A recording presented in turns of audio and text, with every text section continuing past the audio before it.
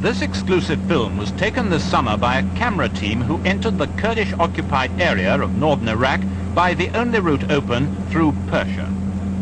This is the road to Kurdistan, although officially Kurdistan doesn't exist. It's the name given to a mountainous area called after the Kurdish tribesmen who've lived there since biblical times. The Kurds live in peace with their other neighbors, but in Iraq, for the last 5 years, they've been pinning down 2/3 of the Iraqi army in a war of independence. The only outside help they've had is unofficial from Persia. This petrol dump near the Iraqi border is available to vehicles taking supplies into the rebels. Russia, seeking a way to the Middle East oil fields through Kurdistan, once supported the Kurds. But the shifting balance of power offered the Russians other and more useful toeholds in the area. So, for the past 5 years, the Kurds have been going it alone with the tacit support of their Persian friends. It's a 600-mile drive from the Persian capital Tehran to the ill-defined border with Kurdistan.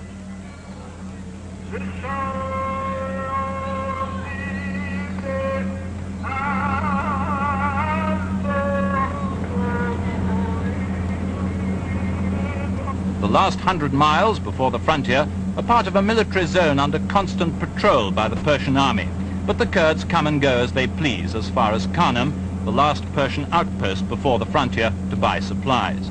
The Persian government turns a blind eye, partly to soothe its own Kurdish minority, partly because relations with Iraq are strained. More than once Iraqi planes have carried the war across the frontier and strafed Persian villages. Beyond Karnam lies the border itself. The watchtower overlooks the no-man's land between Persia and Kurdish-held Iraq. But there was a careful show of indifference to the film unit going in. No questions were asked, and just inside no man's land, in full view of the Persian guards, a Kurdish jeep arrived to guarantee the camera's safe conduct to the battle zone. With the change of vehicles, a new guide. The local Kurdish commander had been alerted and had sent back a patrol to act as chauffeur and reception committee.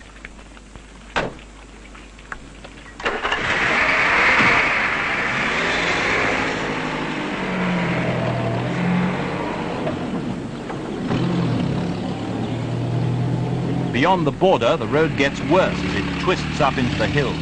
This is the home of the Kurdish freedom fighters.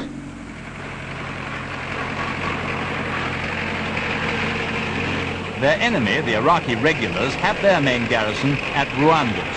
That's about 30 miles from the Kurdish stronghold at Galala, the first Kurdish refueling point.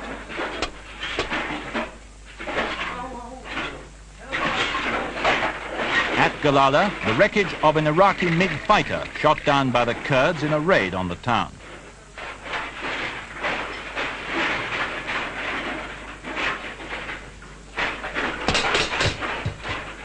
Among the buildings destroyed during the air attacks at Galala were the school and the mosque. The Kurds, though Western in language and character, still share the Islamic faith with their Arab enemies.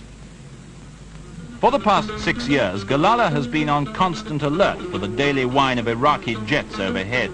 It's the main supply center for the Kurdish warriors, or Peshmergas as they call themselves. The name means those who are prepared to die, and hundreds of them have died for what they now call the liberated area of Kurdistan.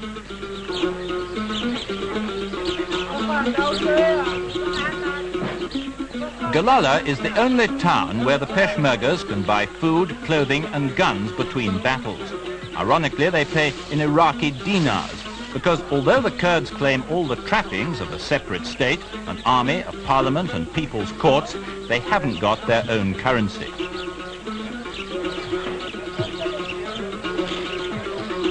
During the fighting, Galala and towns like it lived virtually by night, when they were free from Iraqi air raids.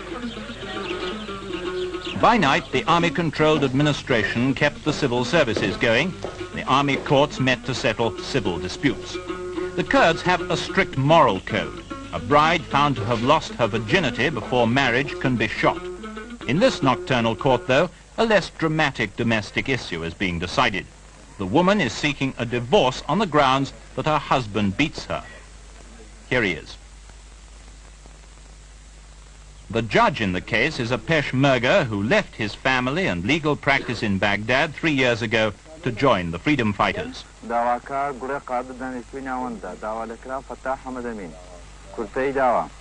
In this case, the woman's petition is unsuccessful. The judge refuses to believe her complaints and dismisses the case. The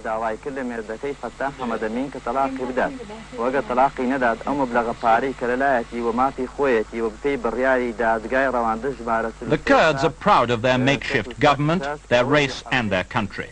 They've held sway in the mountains since 2000 BC. And claim to be descendants of the Medes of the Old Testament. They've been invaded, conquered, forced to migrate, but have never submitted to outside rule for long.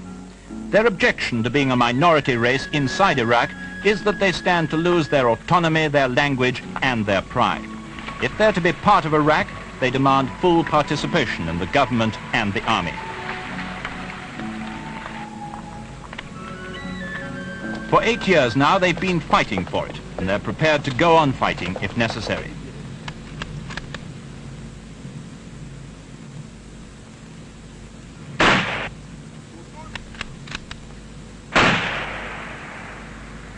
The Kurds are undisputed masters of the mountains, where the Iraqi tanks can't reach them. They're skilled guerrilla fighters. They can slip unseen amongst the rocks, and their outposts give them a bird's-eye view of any Iraqi troop movements in the valley below, and allow them to dominate the road. From lofty vantage points, the Kurds keep constant watch on enemy garrisons like Rwanda's. 30,000 Iraqi troops have been pinned down there by a handful of Peshmergas with heavy American mortars. Shells are too scarce to waste. The Kurdish aim is deadly accurate. Watch closely and you'll see another almost on target.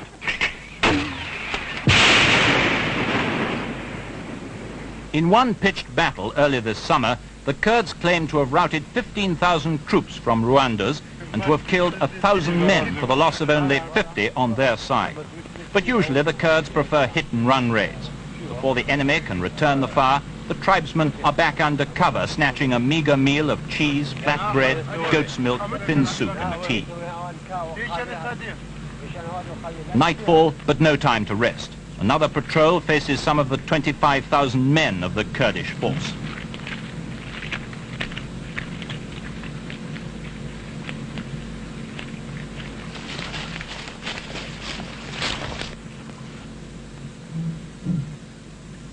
On the ground, the Kurds have the advantage of geography, so the Iraqis concentrate even more strongly on surprise air attack. A frequent target, Hamilton's Bridge at Choman, named after the British engineer who built it. The Kurds, anticipating one air raid on the bridge, sent 3 Peshmergas up the mountain with Czech machine guns. None had ever fired this weapon before.